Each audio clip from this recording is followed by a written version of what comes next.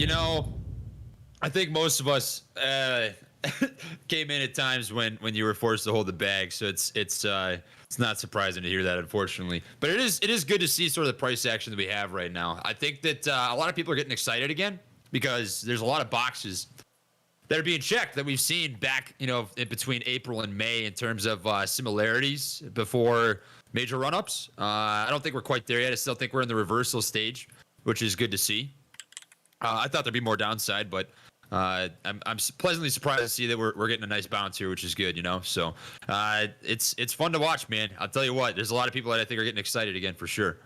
Yeah, I've kind of noticed. I've kind of noticed that across the entire IWM, the Russell 2000, and it's really strange to me that that all of these stocks are just suddenly turning around at the same time.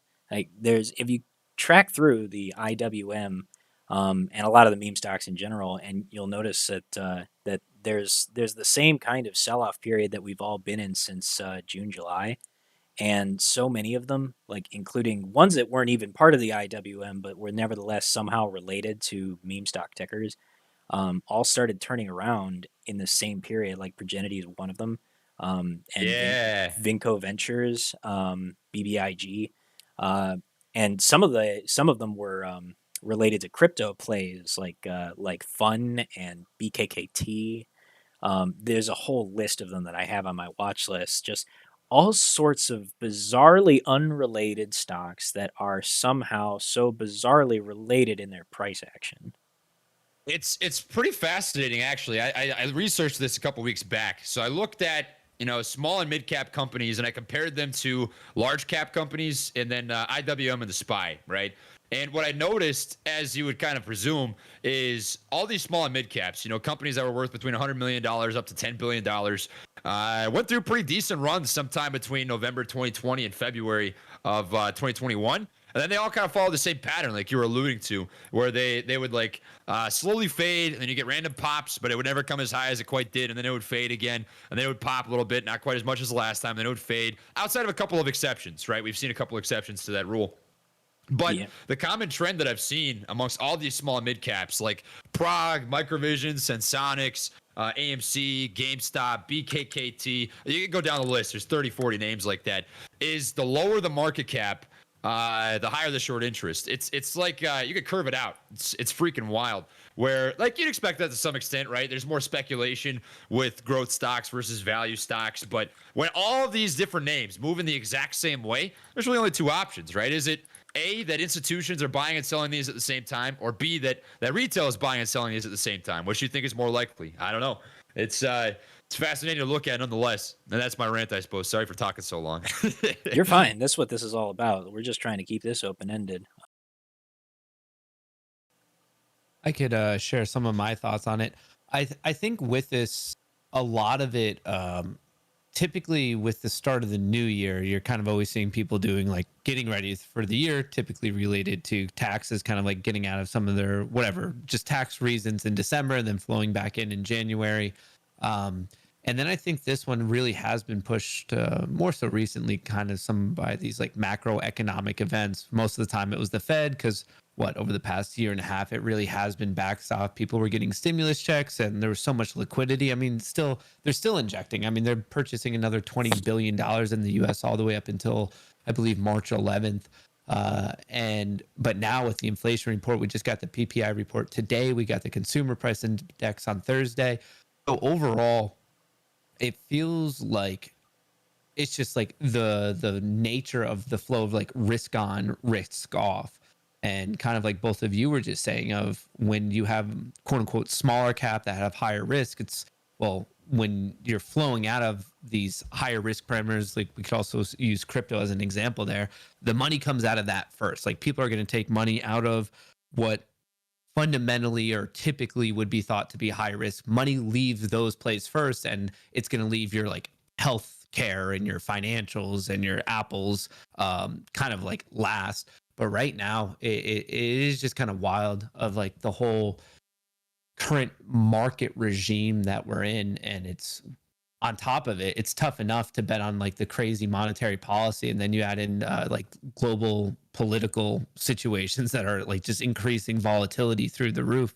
uh, it's definitely interesting. And the one thing that I have been paying attention to over the past week or two, and definitely shout out to Ortex on this one, notice a big drop off really in the short interest on the SPY and the Qs, but the Russell still holding at 40%, which like every time I just think about that, that's crazy. An entire indice has a short interest of 40%. 2,000 small cap companies. That's nuts. I have to agree. Like it's actually a scary amount of short volume, even just on a daily basis. I'm pulling up our own personal analytics tool. The short interest and the short volume.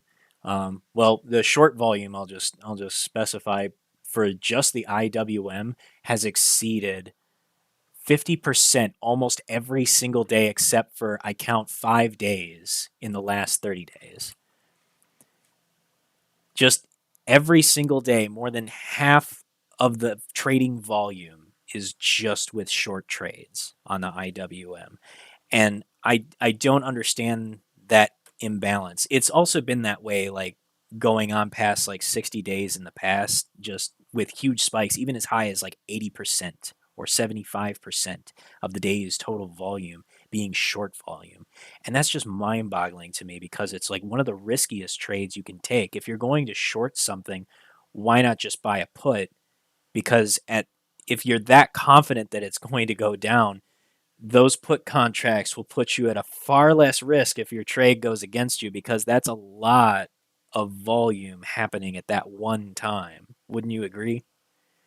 I think Peter from Ortex here could really give a better insight to that. But to my understanding, short volume, to me, this is actually more, it's a stronger expression of the amount of volatility going on, as in really high frequency trading, algorithmic trading, just a lot of volume, a lot of liquidity being provided on both sides of the trade. Because remember that short volume number, I'm sure Peter's about to use the term because he taught me about it, was kind of dirty data. It involves legitimate shorts that are looking for it to go down, but also like market making shorts that were just in and out within like the time period that you can blink your eyes. But I don't want to misspeak on that. So Peter, if you have any No, more.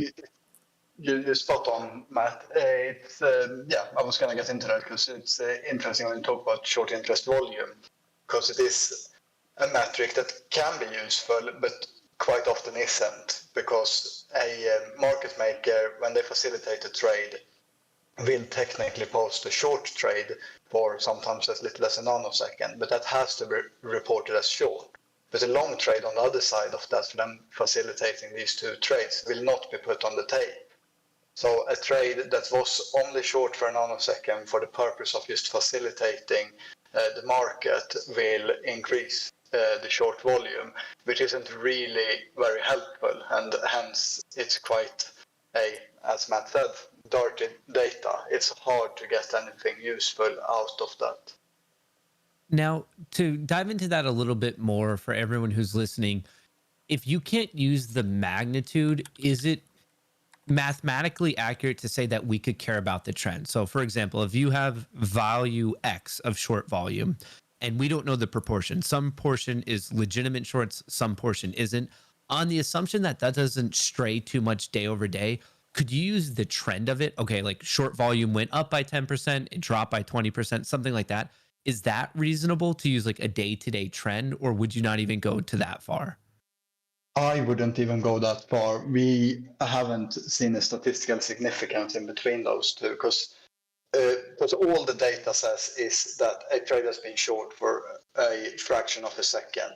And when you can't know where that is coming from, it gets very hard to use it. What you have left then is to look at statistical trends, see if it has a link with short interest, and sometimes it does, and sometimes it doesn't. So it's hard to actually over time see any reliability in using that data, and that's why we don't think it's very good data. We don't use it in any models at Ortex because it can change and start going up just because market maker has to be more active to facilitate the market. But sometimes it can go up because people are genuinely shorting it. But when you don't have a statistical significance in between those two, the data becomes almost useless to try to predict what actual short interest is. Interesting. Okay. I didn't know that. I appreciate you sharing that. Thank you. That's extremely cool. I'm curious, Peter, because you've been analyzing short data, or your company has, for the last 2 years now since you've been in business, or correct me if I'm wrong.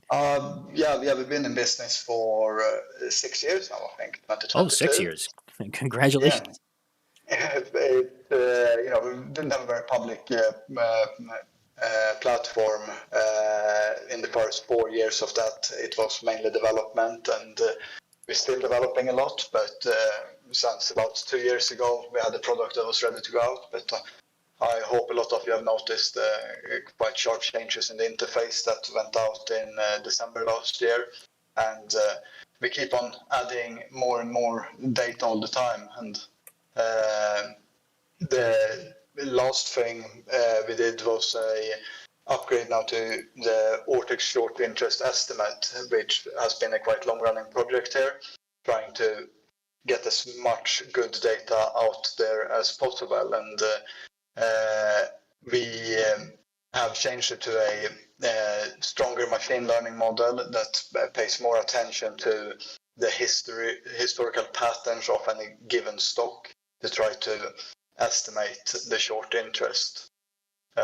So yeah, I mean, we analyze a lot of data, not just short interest data. We cover quite a few other things. I think trading signals is one of the most popular ones in this forum, but options data we recently added, mainly because of user-driven requests for it, and because options can be used from the shorter stock by synthetically shorting it, which is an interesting topic in itself. So we actually did have a kind of an interesting question here from a listener. Since we have so many heavy hitter, iconic figures in one place that all kind of are dealing with the same thing, if for anyone who's new to it or doesn't quite understand the full scope or the whole honest truth, what exactly happened last January from everyone's given perspective? Well, I can take the reins first, I suppose.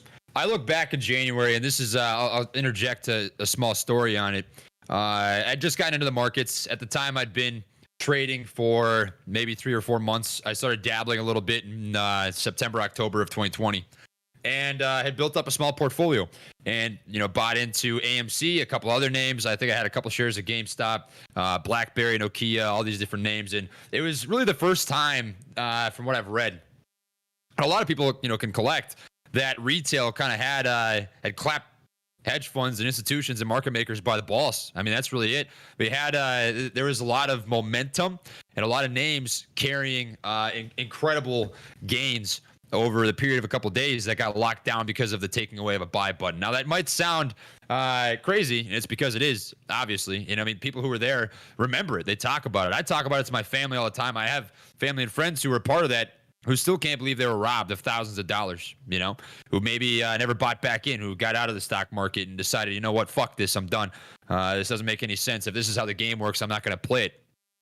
So that day, January 28th, the anniversary of the buy button being taken away, I think stands for, at least to me, I'm not going to speak for everybody, it stands to me as something to remember, to keep pushing and keep working and keep educating when things are hard, because that sort of thing can happen again at any given moment. We can't control whether or not the guys at the top of this pyramid scheme that that's the stock market. I'm just being angsty. I don't think that. But anyways, we can't control what they do. We can't control if they take away the buy button, but you can control how much noise you make, how much education you have, and your influence on other people's education and spirits and that sort of thing. So I always think back on that, man. It's a root. It's a root of a really cool tree that I think retail is kind of growing with together. So that's my take on that. Yeah, I have to agree. I'm from the generation that had most of their net worth ripped out of their 401ks, IRAs, and every ounce of value that they had invested into the market in 2008 when the whole housing crisis occurred.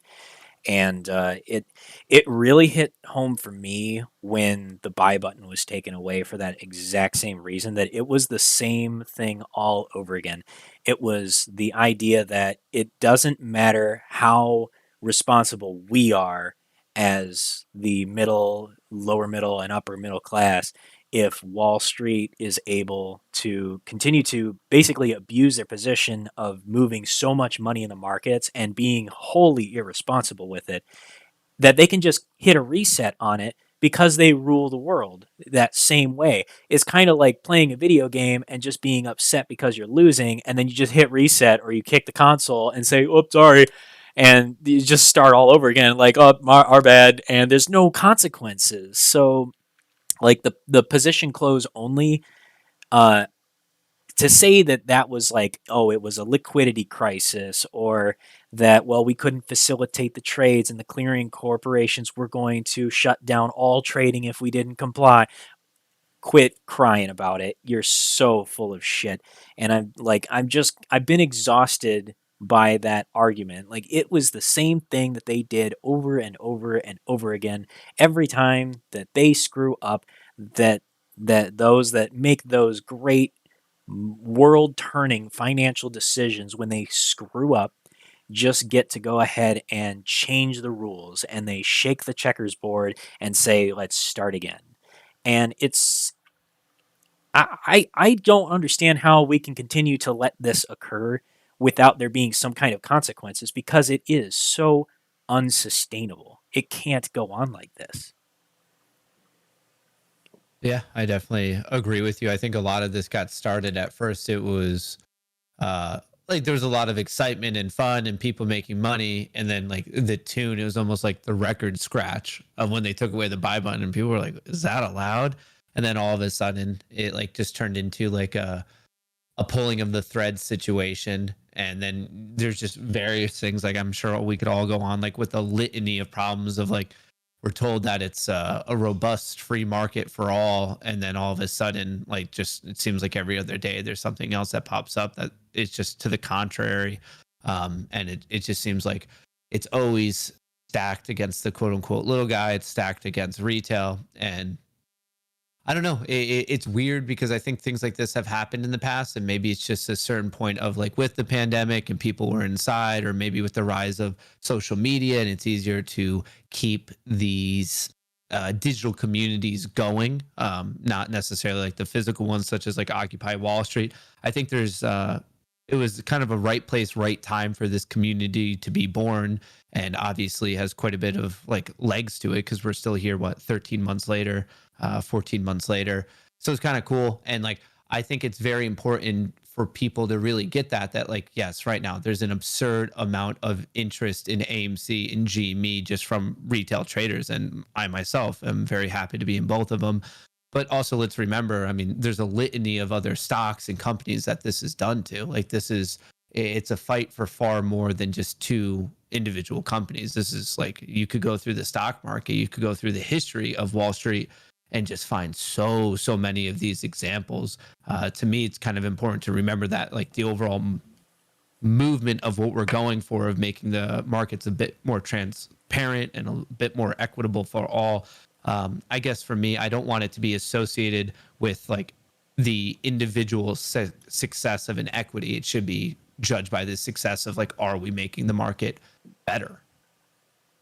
Do you mind if I expand on what Matt said just now? Is that okay? Yeah, go this for is something it. I'm pretty passionate about. So I think sometimes people kind of have their blinders on, right? They're focused on what they need to focus on, which I understand. You know, when you're in a situation which requires a lot of attention, it's difficult. You're trying to like keep your head above water. That's sometimes what you have to do, right? But I think we cannot overlook the fact that a fucking ETF has 40% short interest. If you think it's just AMC or GameStop that goes through this manipulation, corruption, all the bad things, all the media bashing, all the malpractice, it's not.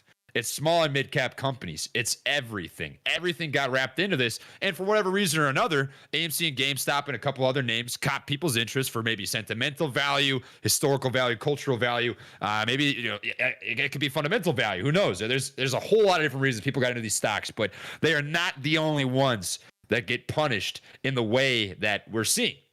I mean, I think back to, November of 2020 when all these small and mid caps were ripping. I remember there was a statistic that was out. It got tweeted. I think there was less than 10 actual less than $1 penny stocks that were not OTC listed on all different exchanges at one point during that year. That's insane. And now look at what's happening. All these small and mid caps, it looks like it was just a massive bull trap.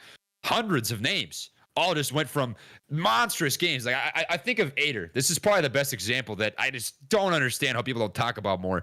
Ader's CEO literally came out and said the stock has been naked short sold to the magnitude of over half the float. It went from $50 down to $3 or $4. That's one name. That's the only one that got caught. Who knows how many there are? Who knows how many stocks have actually been naked short sold? Who knows how many stocks have been manipulated? But it's a fuck ton. It's more than just AMC and GameStop. And I think that's a really important point to drive home. That's why I wanted to expand on what Matt just said. I'm so glad that you brought it up. And I actually wanted to talk about another one called Viragen from like the original, like 2000. That was like one of the original naked shorted stocks. But I want to first give Scrap Queen a chance to ask her question. She's been patiently waiting here for a minute. Go ahead. Hi, I was wondering if the gentleman from Ortex could go over its data reporting, what the data covers, how and from where they gather it, and the limitations as a result, just so we all can get clarification. Thank you so much. I'm so glad that you asked that. Peter, go ahead and take it away. Thank you very much, Scrap Queen. I'm very happy to do that. So Ortex gets data from hundreds of different data sources. And we do get from so many sources to be able to put together a platform which contains much more than short interest. We have the trading signals, we have IPOs, we have news, we have analyst data, and so on. But to focus on short interest, that data comes from a few different data providers. If we start with the most simple data we get is the FINRA/exchange release data, as it's sometimes described. That's the official data that needs to be reported, but only twice a month and with a 7-day trading day delay. That data we have in the platform, we use that in some of the statistics, but that data is available on other platforms. But what we do when we take it a bit further is using the securities lending data.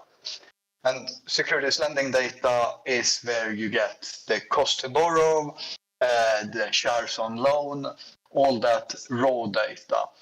And that data comes directly from a trading facility where securities lenders broker these loans. So it's just like a stock market, but rather than a buyer and a seller, you have a lender and a borrower, and they agree terms on the loan and settle that loan.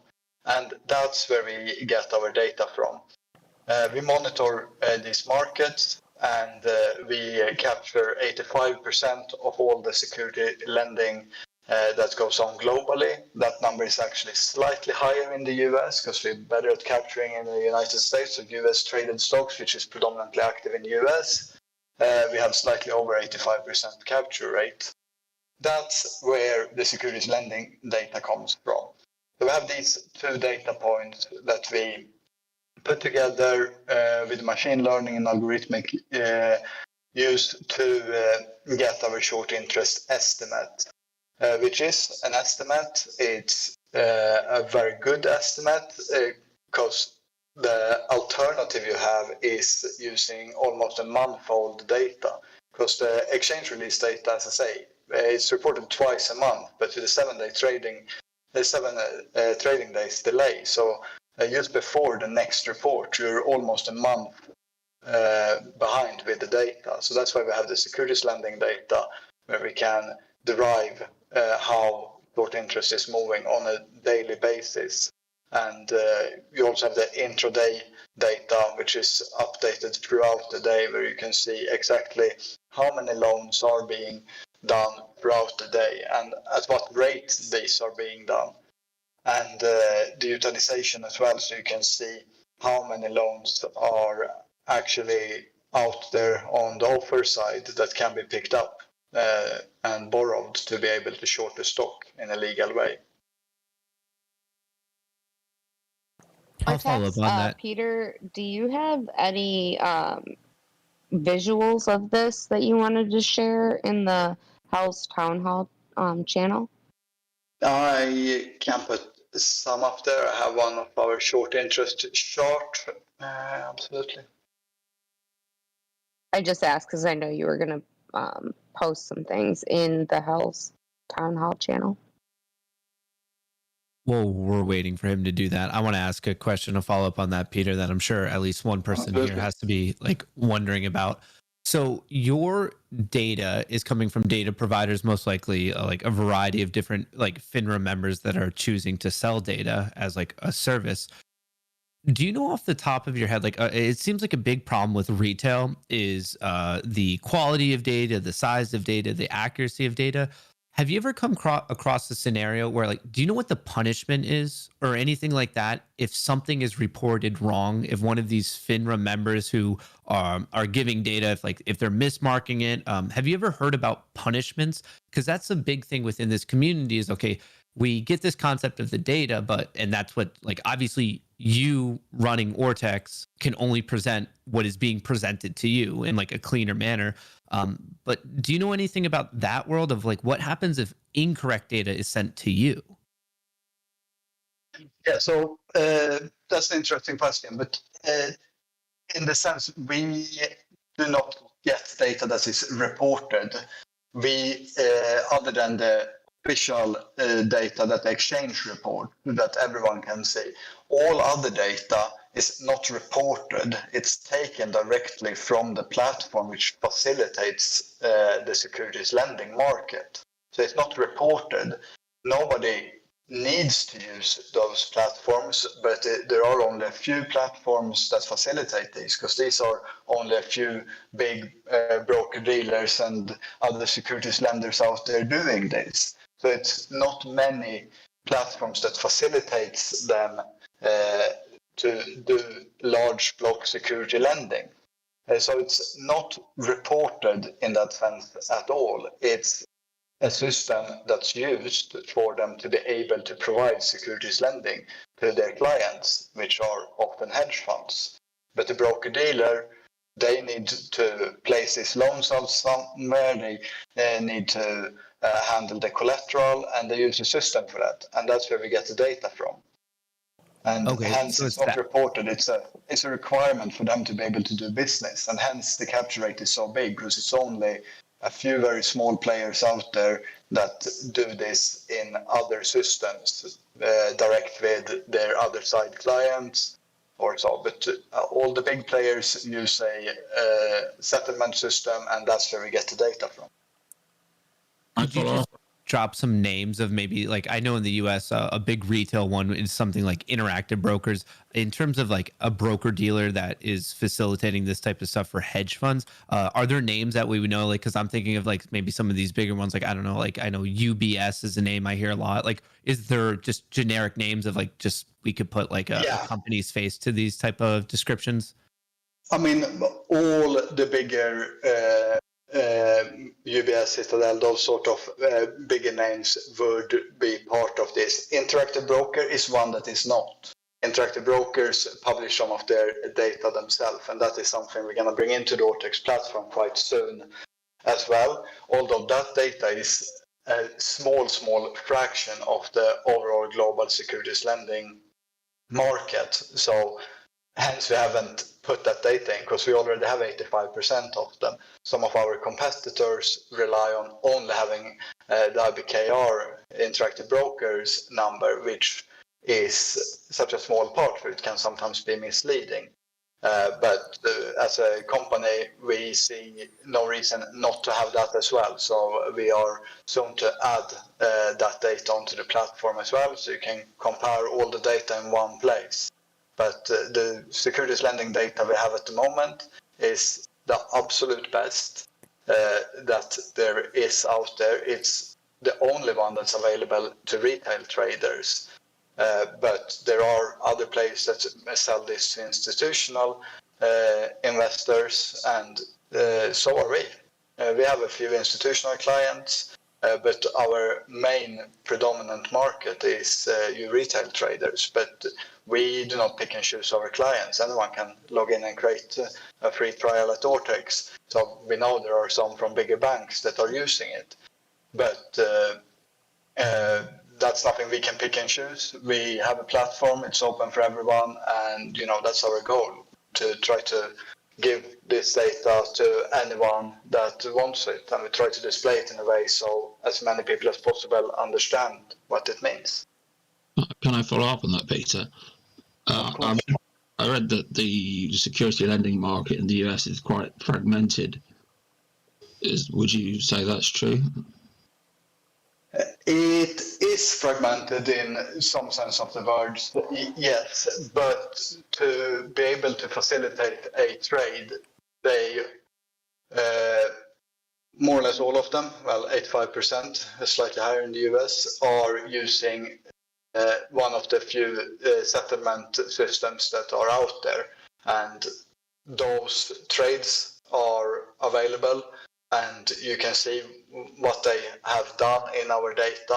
But the market is fragmented in a lot of ways. There's a lot of players in it, but they come together in one settlement process to be able to talk to each other. Just as, FINRA report numbers from all OTCs and different stock exchanges, but it all comes together under one place in some of the FINRA data. I thought FINRA were trying to centralize this lending in one of the things they put out last year. So I missed the beginning of that question. Could you repeat, please? It looked like there was some attempt by FINRA to centralize this lending in some sense last year. I think you referred to a suggestion that came out last year that I'm not sure if it's still being worked on or if it has been completely binned. But that was a suggestion that FINRA would take over all short interest reporting, the one that Nasdaq and New York Stock Exchange are doing at the moment for their listed stocks. But FINRA was considering taking over that in-house themselves and do the publishing themselves. The difference in that is not that big, because at the moment New York Stock Exchange and Nasdaq are reporting this under regulation from FINRA. They can't do anything else. FINRA is still collating it essentially, but because New York Stock Exchange and Nasdaq own the data, it's their right to publish. FINRA only publish OTC instruments. But the securities lending that they are considering doing anything more centralized on that is nothing I've heard about actually. If it's already, you're already saying that it's quite centralized in the settlement through FINRA, where's the missing 15% then? Where's the 15% that you can't currently that you don't currently have access to? So the 15% that we do not know about is lendings that are happen kind of off exchange, so to speak. Although it's not technically an exchange in this scenario, but you have the right to take your shares and lend it to your friend if you so want to. That is nothing stopping you from doing that essentially, and that happens on small levels, and hence we can't really ever get up to 100% capture of that. We do all we can to get as much of this data as possible, but getting up to 100% is probably impossible. But that being said, this exact short interest doesn't have to be as important. Seeing the trend of where it is and knowing we capture 85%, which we go out with very publicly, if you want to, you can assume that up to 15%, but that might not be 100% accurate to do. We choose not to do so in our data, but instead we use the short interest estimate when we're using the securities lending data as an indicator of where the short interest is. And we can see the trend there that if securities lending goes up in a stock, we know short interest normally goes up as well. And we're using that trend to get a short interest estimate. So it's a statistical indicator of where the short interest is. And for that, having 85% is absolutely enough to reach statistical significance. But people not kind of off exchange, or however you put it, lending, in order, to make your life more difficult. We have seen no indication of that at all over the last year, and there's rather little reason for them to do so, because this would make the broker-dealers work much harder to facilitate their securities lending, and they are just the facilitator of securities lending. They have, in the best of markets, at least, no other obligations but to be able to lend these shares. They don't have the position themselves. They are just facilitator of a service to their clients, so that they have their systems, some of which are proprietary in between large security lenders and prime brokers. That is, the system they have built, and they have very little reason to try to hide it, because if they try to hide it, then they might not have anyone that can take the shares off them, and then they have a problem. So the market is there for the reason of facilitating the ones doing it already. So I actually had a follow-up question, and I think you asked it, but I want to at least ask it again in a way that everybody can have as clear an explanation as possible. So what you're saying is that your data source, that is those entities which collect and maintain and document and record all of the lending data for prime brokers, are required for that data to be as accurate as possible, because that's how the brokers make their money from the actual short lending. And that if there were any discrepancies in that data, and if the data that they gave you was inaccurate in any way, then it would actually cost their customers money, them being the brokers.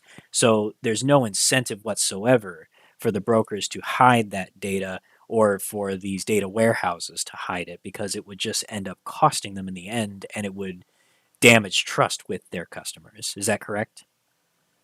Absolutely, TD. Because it's the data isn't reported anywhere. It's there to facilitate the trading of it. So the data is already there.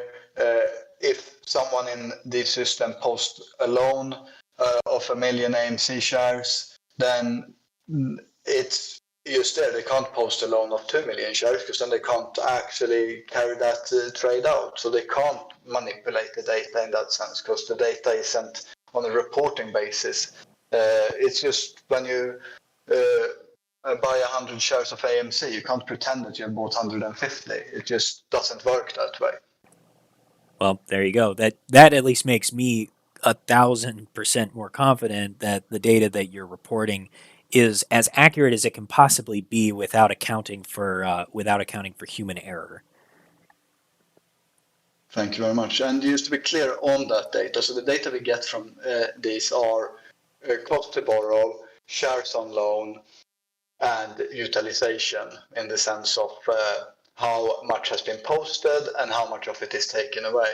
And I've had a lot of questions about utilization over the last 7 days, is it now, since it hit 100%. And it's a common question why lending is still going on after utilization has hit 100%.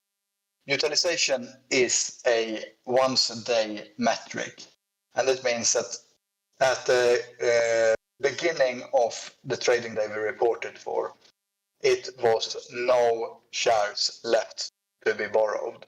All the shares that has been offered out for lending had been borrowed. But that absolutely doesn't mean that someone isn't going to offer more shares to be borrowed, or someone is going to settle one and offer it out again. The market keeps on rolling, but Right. it's a strong indicator of that we're very much at the top of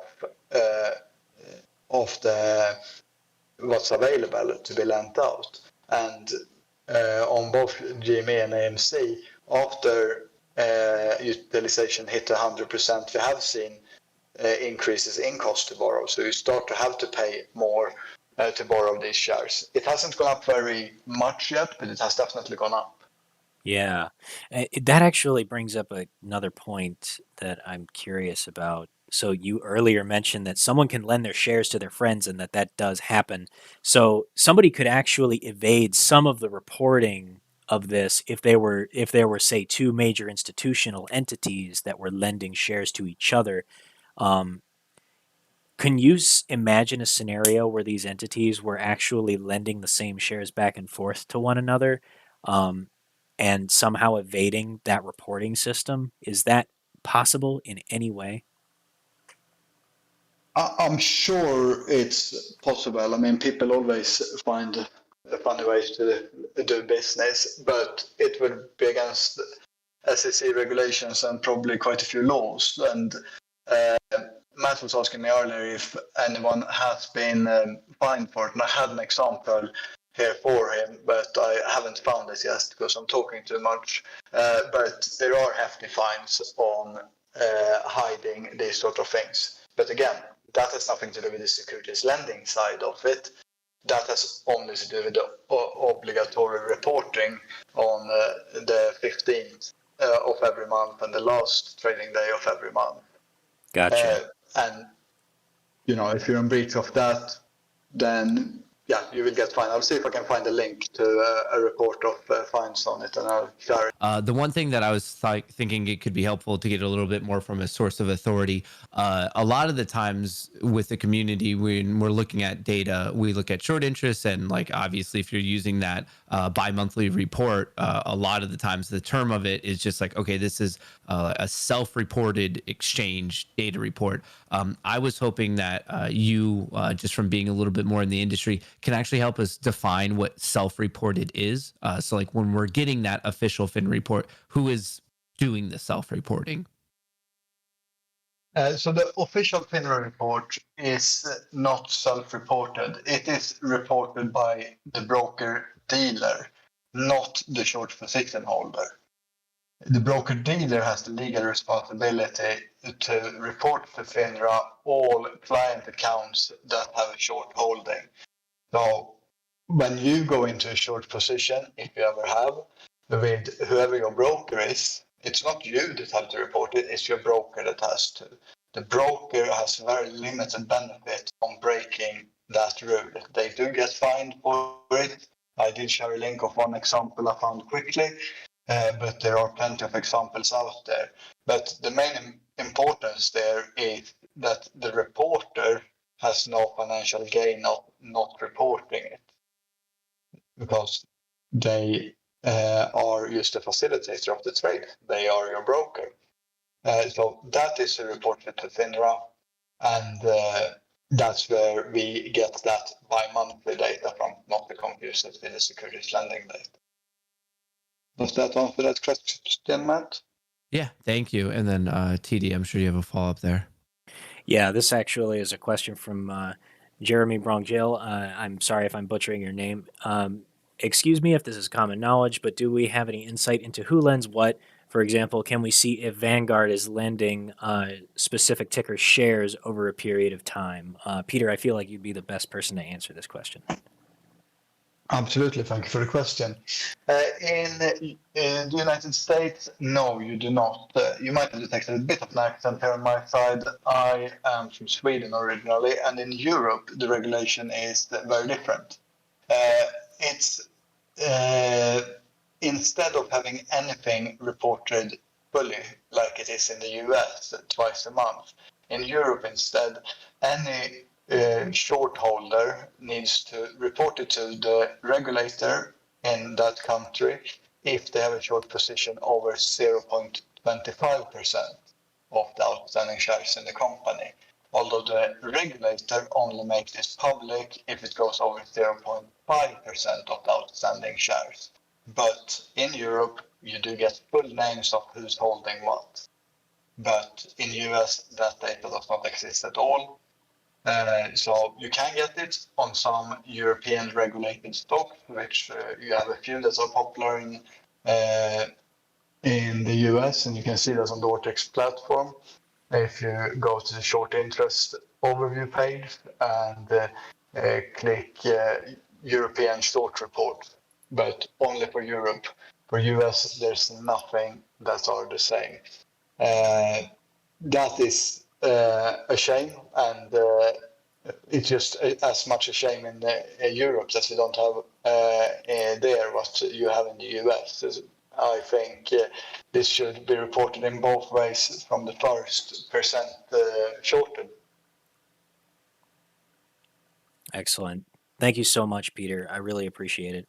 But before you guys go, I did want to make mention of something just because you both haven't had a chance to see it yet, and it's going to be a more regular part of our Discord. We have a analytics tool that we are working on that is going to be integrating some of the data that you're working with, Peter, and thank you so much for working with us through that. But our analytics bot, which we are calling Scourge, is it is going to be going over different types of trading signals based on shorts and short exempts, basically looking for trends that track with price action and options data and correlating certain triggers and signals that have occurred in the market. It is very, very, very beta right now. But we are back testing. I think we have currently back tested 30 stocks, and there have been consistent signals which have occurred in the past that have triggered within 30 days of short squeezes. And again, I have to bears repeating that it is a very beta tool, but we've back tested 30 tickers that squeezed, and we saw this signal less than 30 days every single time. It's very new to us, and we're trying to get a better understanding of why we see these signals, but I'm hoping that you guys will be able to talk to us again on another call in the future so that we could actually describe what it is that we're looking for and why we believe it's significant once we have more time. With that, I'll give you guys an opportunity to give us any closing thoughts or anything else that you'd like to shout out to your viewers, or for Peter, your customers. Well, thank you very much for the invite, and I'm looking forward to seeing Scrooge in action sometime soon, TD. But yeah, pleasure to have been part of this town hall, and I hope to do it soon again. Thank you very much. Thank you. We'll be looking Thanks, forward to Peter. having you come back, man. Nice to meet you. As for me, I just really appreciate being invited. I thought this was an awesome discussion, and I think it's kind of cool to like have a little bit more of these like fireside type chats to kind of break down some of the recent developments, what's going on, and it's just a different setting, a little bit of a different style of an AMA type of a thing to, I don't know, answer some of the hottest questions on everyone's mind. So it was awesome. And hey, for everyone in the community, like obviously I just always think it's so funny the amount of times like starting in February that everyone on mainstream media said like this would be done and everyone would lose interest, but obviously 13 14 months later, look at us right now, which always puts a smile on my face. I forgot just one quick thing before then. I have an obligation at 7:00 p.m. Before that, I've got a Subway sandwich, so I'll stick around for like 10-15 if that's cool. And then I got a dip so I can eat before some more work stuff. Things on your list to ask about now. I don't know about TMI. If you had things in particular, Trey certainly mentioned a couple of things before we started. Did you want to ask anything about the market data quality you were talking about, Trey? What I find to be the most interesting, and I have no background in data, so let me preface by saying that I am not licensed or educated in the least bit about data outside of what I've like kind of halfway taught myself from like reading stuff, But what I find to be the most interesting is data is only as useful as its accuracy. And what I've come to find with the stock market specifically is that the accuracy of data seems to be at times pretty laughable. For example, with shorts. Shorts have ways to not be obligated to share data, whether they're lending or rehypothecating or getting it from, let's just say, a buddy institution or a buddy bank for different stocks that have lots of short interest, and maybe you got shorts that are losing favor in a position. You could see a lot of that stuff happen where you're just not being reported proper data. and it's pretty. I would say not useless, but it definitely diminishes the value of data when it's not as accurate as it should be. So, regarding coming back to you, Dave, regarding that, what is your take on sort of current market data, and what do you think it would take to sort of make things better from the experience that you have? Because how many years you say you've been dealing with data the way that you have? 17 years. Ah, man, I'm only been alive for 24. That's kind of fucking crazy, dude. That's kind of wild if you think about it. Yeah. I was working on market data and low latency market data and trading systems. I was specifically working on the server side stuff for market data. So connecting to market data sources all around the world, exchanges, like pretty much every exchange in the world, static data sources, multiple sources for static data. And we use a huge amount of our effort because, like, for enterprise customers, the data's got to be right. Like banks, hedge funds don't stand for mistakes in right. So I mean, I personally worked on systems for years and years that trying to increase the quality of the data we have. For the static data specifically, like we'd take things from multiple data sources and we would analyze them. Like, we'd have data analysts who would go over them and see which sources were the most accurate and most reliable, and we'd have tools where the system could take in these data from multiple sources, and we'd have set rules as to which ones to use when, and then support, customer support engineers could configure on the fly as well, as things changed, as new bits of data came in or customers reported issues, they could add new rules to make increase the quality of the data. It was a huge amount of effort. So with your experience in data, when you look at the stock market and sort of the way that system operates, what's sort of your take? Do you feel like it's inferior to what you worked with, or do you think it's on par? Do you think it's better? I think it's probably an obvious answer, but it'd be cool if you elaborate on that. The sort of the mechanics differences. The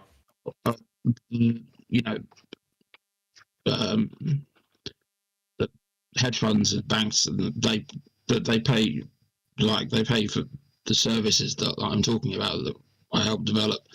They pay like tens of millions of ridiculous amounts of money for these things, because and a large part of that was for better data quality. The quality of data that they get is like so much more reliable than what retail gets, because of the way that that we do it. We do it. The latency. Sorry, I didn't mean to stop you there. I kind of wanted to elaborate on that because you made an interesting point. It's that institutions, banks, hedge funds, those guys have great data in comparison to retail. What differences do you see there? I think that's something that I almost missed that. I would have been pissed at myself. I would have gone and fucking drank bleach if I missed that opportunity to ask that question. Strangely specific, they take data from multiple sources. Like, for static data, I'm talking about here, they'll take data from multiple sources, and they'll have teams, like massive teams of support engineers, like working on these systems that are designed to help them, incrementally, like increasing the quality of the data all the time. So, like, depth of data, then they've got more sources. They're pulling from more pools, essentially. Yeah, in terms of static data, yeah. Dave, in your experience programming these trading systems and these algorithms that are used by hedge funds and market makers, how many engineers that you work with actually had trading experience themselves? Like, do any of them actually have trading experience to relate back to the code that they've written? Because I have to wonder that with all of this data that goes and gets passed back and forth, there may not be as many as we might think. I can't think of any off the top of my head. See, that's it never. You know, for me, like like trying to become a trader has only been like over the last couple of years. You know, like for the 17 years work developing. You know, I was a developer. You know, yeah. That was what I was interested in. The developers are a very select kind of breed, you know. Yeah, Yeah. I've not been a developer. I didn't do any major software projects. I'm a hacker. I break things, right? And I'm always curious about breaking things. I love breaking things. It's so much fun to just make code do things that it's not supposed to do. But I I got into trading and I immediately saw this system as a very broken thing that could, I won't say broken inherently, but that it was jankily put together. So for a hacker, I look at the way these systems are worked and I think to myself, like, how has some programmer not built like the perfect algorithm to predict these trades and move in and out of them automatically to make themselves a fortune? And it always kind of tickled my curiosity to think about, like, imagine if you had a programmer that suddenly got into trading and then was like, well, this is dumb. This is taking too much of my time. I'll just go ahead and code away my job as a trader and make a computer do it for me. I mean, if I had the money to invest, I could certainly do some things. I'll have some things in mind, but it's a matter of the upfront investment. You know, the paying for like low latency data feeds and direct direct connections to exchanges and things like this. So like the hardware to run your software on. Right on. All of this kind of stuff is very expensive. Yeah. And I don't have several million pounds or dollars to do that at the moment.